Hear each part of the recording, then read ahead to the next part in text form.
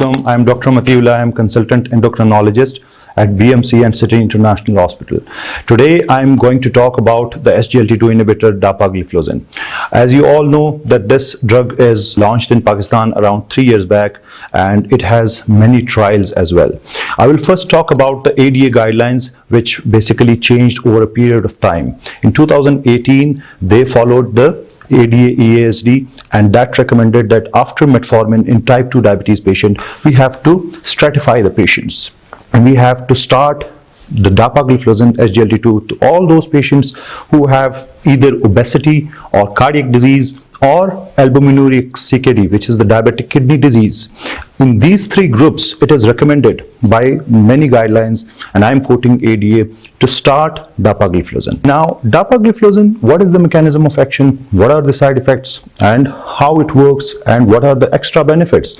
We have to work on it, and we will be talking about it. Dapagliflozin basically acts on the kidneys, on the nephrons, and it causes the loss of glucose through the urine. It actually is causing the loss of the glucose through the urine, so by that way the glucose is going out from the blood to the urine, and along with that it also is losing the calories. And not only that, but also it will protect the kidney by decreasing the load on the kidney, especially the albuminuria is decreased in those patients. Moreover, it is also having very good effect on the heart, especially in the heart failure. It has reduced the heart failure hospitalization, and it has been proven in many trials, starting with DECLARE-TIMI trial in 2018. It proved that the heart failure hospitalization in those using Dapagliflozin were reduced. And along with that, it also reduces the CV mortality, cardiovascular mortality. Along with that, there are many trials done on Dapagliflozin specifically either for heart and for kidney disease.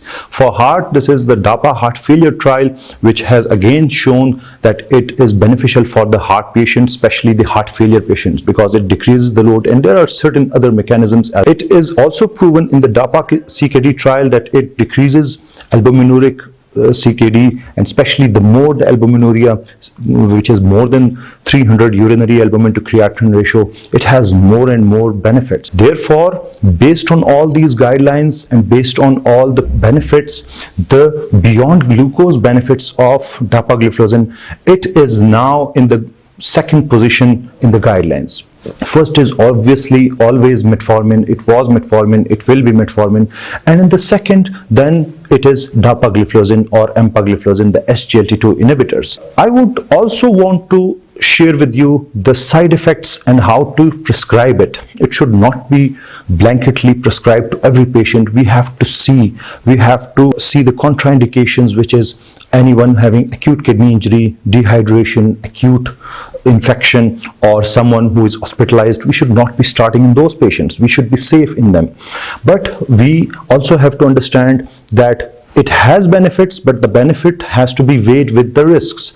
The first risk, as I told you, is that the contraindication should be ruled out, and then it has some side effects. The genitourinary infection is the most common side effect in around 5 to 10% patients, especially in the females, and it was more in the West as compared to us because of the wet hygiene in our population. Along with that, it also causes dehydration, and in some cases it can result in euglycemic decay. It is very rare. As far as it's not prescribed in type 1 diabetes, it is very rare indeed.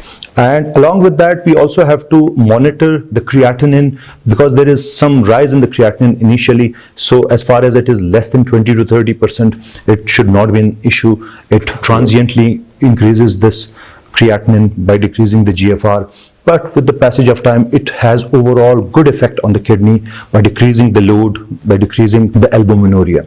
So I would suggest that whenever we are prescribing to a patient who has diabetes along with obesity, diabetes along with heart failure, diabetes along with albuminuric early diabetic kidney disease, we should always prescribe Dapagliflozin. Thank you so much.